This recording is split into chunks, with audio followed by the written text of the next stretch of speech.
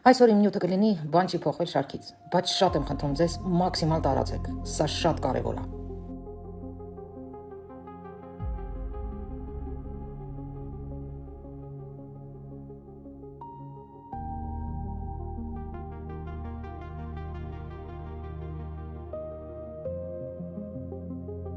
Ողջույնները ժողովուրդ ջան։ Այսօր նորից եղել եմ օպերայի թատրոնում։ Շատ գեղեցիկ, շատ հետաքրքիր ներկայացում էր։ Մոլեն Ռուշի ոճի ներկայացում էր, լրիվ նոր դեկորացիաներ։ Մեծ բավականություն ստացա, նախորդ ասեմ մայստրո Դուրգարյան խոնարհվում եմ։ Պարոն Դուրգարյան, շնորհակալ եմ այս ներկայացման, այս կազմակերպության համար։ Ձեր այս կազմակերպչական գործողությունները ուղղակի այսպես ասել շնորհակալություն ոչինչ չասել, որովհետև պետք է համեմատական բերենք, ինչ ենք ունեցել ու հիմա ինչ է կատարվում օպերայի թատրոնում, որպեսզի մեր հանրությունը մի հատ լավ պատկերացում ունենա, թե ինչ վիճակում է եղել մեր մշակույթը, որը ոչ քիչ նշանակություն ունի մեր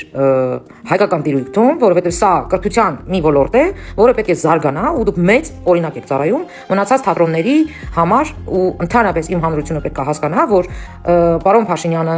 այս ղեկավարությունը բոլոր ոլորտներում ներդրումներ ունի ու չկա մի ոլորտ, որ չզարգանա։ Հիմա այս ոլորտը, օպերայի թատրոնը, ասենք այս ոլորտը ոչ մեկ այս մասին չի խոսել, չի բացատրել մարդկանց, որպեսզի մարդիկ այդ տարբերությունը զգան, թե ինչ զարգացումներ է ապրում օպերայի թատրոնը, որի համար նորից եմ կրկնում, խոնարհվում եմ, շնորհակալ եմ։ Ես մեծ բավականություն եմ ստանում, հաճախ եմ լինում, առավել եւս նոր տարում պարտադիր եմ լինում ընկերուհուս հետ։ Ես ասեմ, որ իրոք ես այդ փոփոխությունները տեսնում եմ իմ սեփական աչքերով։ Հիմա սկսեմ նրանից, ժողովուրդ ջան, որ թատրոնները կարող են բացվել, թատրոնները կարող են փակվել։ Բացվելը հեշտ է, պահելն է դժվար։ Պետք է դու ճիշտ մենեջեր լինես, որ կարողանաս պահես այդ թատրոնը։ Պետությունը չպետք է պահի թատրոնը, այլ թատրոնի տնօրենը պետք է թատրոնը պահի։ Այսինքն ինքը պետք է լինի շատ լավ մենեջեր, հա? Ու ես իմ աչքերով տեսնում եմ, թե օպերայի թատրոնը ոնց է զարգանում, որովհետև ճիշտ մոտեցում կա, որովհետև թատրոնի տնօրենը պետք է ստեղծի պրոդուկտ, հա? Ու ճիշտ ներկայացնի այդ պրոդուկտը։ Այդ տոմսերի վաճառքի պահովել շատ կարևոր է, որ ճիշտ մոտեցում ցուցաբերեն, գների առումով ճիշտ գին դնեն եւ այլն եւ այլն։ Հիմա սկսեմ նրանից, թե ինչ է կատարվել նախկինում ու հիմա ինչ է կատարվում։ Ես ուղղակի վիճակագրական տվյալներ եմ տալիս, հա, փաստերով։ Ուրեմն նախկինում եղել է 3-4 ներկայացում։ Ներկայացությամբ Դուրգարյանների օրոք ամսեկան 20-ից 22։ Հələ մի հատ համեմատեք, այսինքն տարեկան մոտավորապես 240-ից ավել։ Պատկերացնում եք, չէ՞ տարբերությունը։ Էլ չեմ ասում, որ մայստրո Դուրգարյանը այս 4 տարվա մեջ, ինչքան գիտեմ 4 տարի արդեն տնօրեն է, եթե չեմ սխալվում, կարող է 3 չեմ մոնում։ Այսքան տարվա մեջ ինքը արդեն 15 պրեմիերա է ցույց տվել, ներկայացրել հանրությանը։ Սա ահռելի աշխատանք է, ժողովուրդ ջան։ Անցնեմ առաջ։ Ուրեմն 15-16 թվականներին երևի դա ամենալավ ժամանակահատվածն է եղել տոմսերի վաճառքի մասով օպերայի թատրոնում։ Վաճառվել է 100 միլիոնի տոմս տարեկան։ Այդ թվերի։ Իսկ անցած տարի միայն դեկտեմբերին Դուրգարյանները օպերայի թատրոնի տոմսեր են վաճառել 150 միլիոն միայն դեկտեմբերի։ Դուք հասկանում եք տարբերությունը։ Էլ չեմ ասում, որ անցած տարի 1 միլիարդից ավել գումարի տոմսեր են վաճառել։ Տարվա ընթացքում 1 միլիարդից ավել։ Դուք հասկանում եք, չէ՞, այս աշխատանքի ծավալը։ Նաև այնքան ճիշտ մոտեցում են արել այս գնային պահով, հա, որ դալիչները միշտ ծեփ է։ Դալիչները միշտ լեփլեցուն է։ Օպերա կլինի, բալետ կլինի, կապ չունի, մյուզիկլ կլինի, կապ չունի։ Հա, իտեպ ասեմ, շեշտեմ այս պահը, որ էվոլյուցիա է ապրում օպերան, որովհետև ժամանակի հետ է քայլում, այսինքն նավթալինը մենակ չի էլի, կներեք, որ սենց եմ արտահայտվում, բայց պետք է դա էլ էվոլյուցիա ապրի, ու ապրում է, մեր օպերայի թատրոնը ապրում է էվոլյուցիա, որովհետև այս վերջին ներկայացումները ինձ ուղղակի շոկի են ենթարկել, վերջին իմ ելույթը օպերայի պահով, ինձ թվում է հիշում եք, դաժե մի քանիսը գրեցին, այս աղջիկը աննորմալ է, իրոք ես ցնցված էի, հիշենք այդ պահը։ Բարև ժողովուրդ ջան։ Այսօր չեք էլ պատկերացնի ինչ եմ տեսել։ Ձեր մյուզիկալ եմ նայել, Սասունցի Դավիթ։ Երեխեքեսի կոսմոս էր։ Կոսմոս։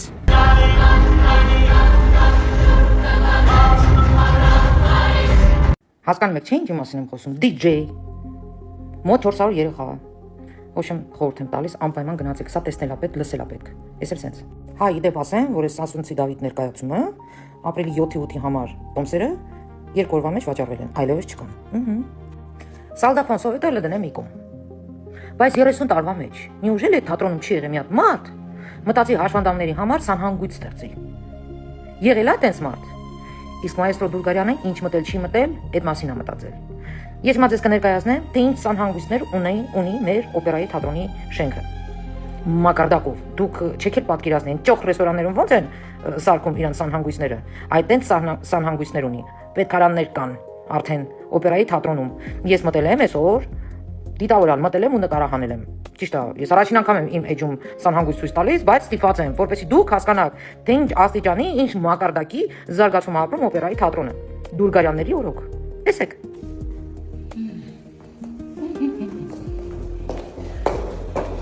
Ուրեմն սա տղամարդկանց զուգարանն է, ընդհանրապես, այս մեր գոհաշապկեն տղամարդկանց զուգարանն է, բայց կիսել են ժամանակավորապես, որպեսզի կանայք էլ ունենան հնարավորություն օգտվել պետքարանից, մինչև որ ռեմոնտը կավարտվի կանանց պետքարանում։ Սա օպերայի պետքարանն է։ Դե տեսեք։ Բան չի փոխվելու սերիայից է։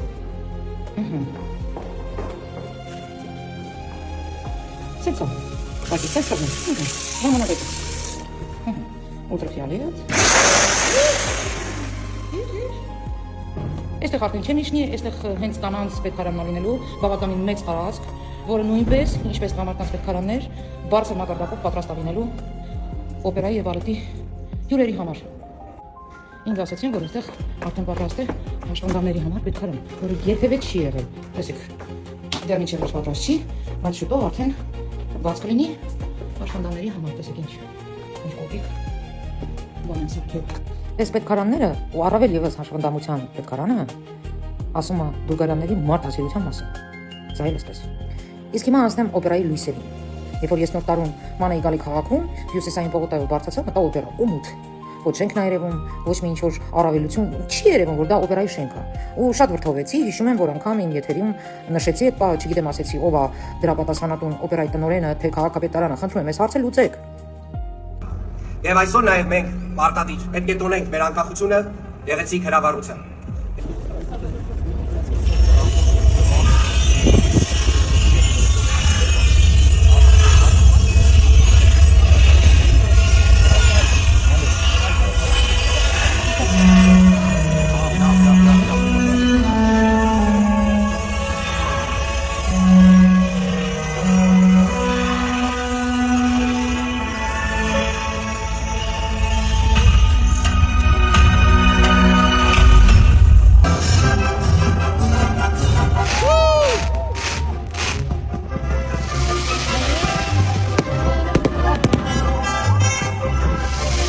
Ամբողջ վիդեոն չեմ տեղադրի, շատ երկար եմ նկարահանել, հիանալի շոու էր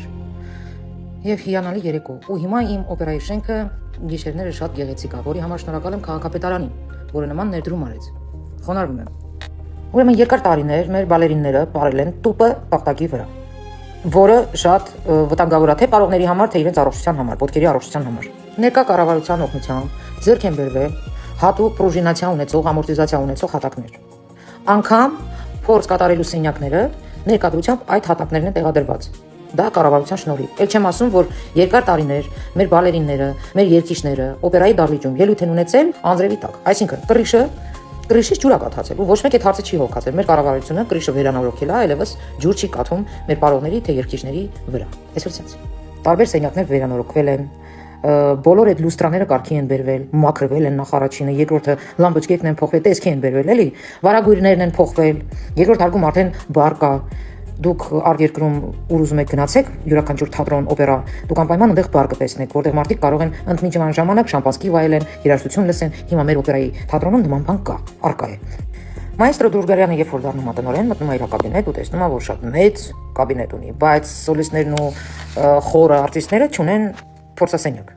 Նա դուրս է գալիս այդ սենյակից, նախ առաջինը վերանորոգում է, հարմարավետ է սարքում եւ դա տալիս է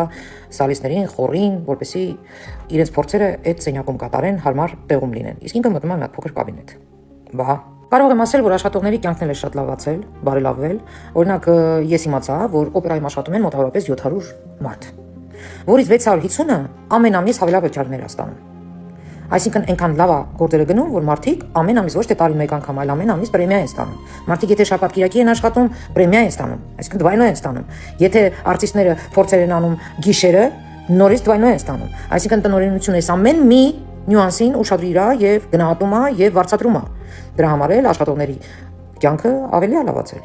Բացի աշխատողների կյանքը փոխվելը, ես ուղղակի ուշադրություն դարձրեցի, քանի անգամ որ մտել եմ, ամեն անգամ նոր դեկորացիաներ եմ տեսնում։ Դա գումար է, ժողովուրդ ջան։ Դա մեծ գումարների հարց է, ու ես այդ դեկորացիաներից մի այլ կարգի հաճույք եմ ստանում, չեք պատկերացնի։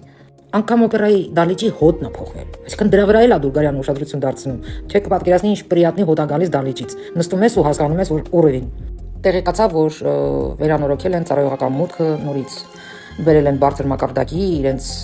անվտանգության բոլոր տեխնիկաներով եւ այլն եւ այլն։ Տեղեկացա նաեւ, որ մայստրո Դուրգարյանի մտահղացումն է դա եղել բալետի քոլեջը ներգրավել այս գործընթացին, այսինքն բալետի քոլեջի երեխաներին ներգրավել են օպերայի խաղացանկում, նրանք ներկայացնում են ճպուրն ու մրջյունը ներկայացումը, որի գումարները գնում են բալետի քոլեջ։ Ինչի համար վերանորոգում են կաբինետներ, փորձասենյակներ, այսինքն բալետի քոլեջը նույնպես վերականգնում են եւ կարելի ասել մակարդակի են բերում։ Ես իհարկե շատ ուրախացա քոլեջի մասով, որ դահլիճներ են կառուցվում, այնտեղ վերանորոգվում կաբինետներ, սենյակներ, այսինքն քոլեջն էլ դառնում բարձր մակարդակի, որպեսզի երեխաները ձգտեն այնտեղ սովորեն։ Դա շատ կարևոր է։ Բայց քանի որ ես թուլություն ունեմ երեխաների պահով ու չէի կասկածում, որ մայստրո Դուրգարյանը հանկարծ կարող է պատահի դպրոցականների կամ երեխաների մասին մոռանա, հետաքրքրվեցի, թե ինչ ծրագրեր են իրականացնում։ Ու ինչ պարզվեց, որ դպրոցականներին մեր կառավարությունը աբոնեմենտներ է տվել եւ ամեն օր 2-3-4 դասարան երեխաներ իրենց ուսուցիչների հետ կարող են ներկա գտնվել ներկայացումներին։ Բայց նախորդ զանգահարում են 2-3 օր առաջ զանգահարում են, պայմանավորվում են եւ այդ տեղերը իրենց համար հատկացվում են։ Դա հերիք չէ։ Բոլոր կրթական համալիրները, այսինքն այդ նույն բալետի քոլեջի բալետի ուսանողները կամ թատրոնի ինչ որ ուսանողներ, թատերական սովորող ուսանողներ, մշակույթի հետ կապված ուսանողները ձրի գալիս են եւ արսանում են վերև, այնտեղ նստում են եւ դիտում են այդ ներկայացումները ձրի։ Բացի դրանից հարց տվեցի, իսկ մեր հարգելի թոշակառուների համար ինչ եք մտածել, ասեցին, քանի որ մենք չենք կարող ամբողջ դահլիճը թոշակառուներին տրամադրել, թոշակառուները զանգում են գրանցվում են 2-3 օր առաջ եւ 15-ից 20 տեղ ամեն ներկայացման ժամանակ թոշակառուների համար ձրի տեղեր են հատկացվում։ Բա ժողովուրդ ջան։ Իքը մանր բաների մասին չեմ ասում, չեմ ներկայացնում, սրանք ամենակարևոր բուն փոփոխություններն էր, որոնք ես ներկայացրեցի, ու ոնց կարելի է այսքանից հետո ասել, որ բան չի փոխվել։ Ժողովուրդ ջան, հաճախեք մեր օպերայի եւ բալետի թատրոնը, իրոք բարձր մակարդակի սպասարկումը, անգամ մուտքից, շքամուտքից հենց մտնում ես, աշխատողների ժպիտը, իրանց վերաբերմունքը, քեզ օգնում են, միանգամից տեղավորում են։ Ոչմ, չերկարացնեմ, ես խոնարհվում եմ Դուրգարյանների առաջ, իրենց հայրենասիրական, իրենց նվիրված աշխատանքի գործի համար։ Սիրում եմ ձեզ, ամուր գրկում եմ առողջություն ձեզ։ Թող հայրենիքը միշտ ձեր նման զավակներ ծնի։ Այսքանը մի հատ էլ հետգրություն ժողովուրդ ջան, ուրեմն մեր մեջ ասած, երբ որ խոսակցություն ավարտեցինք, այդ զբոսնելը օպերայի շենքում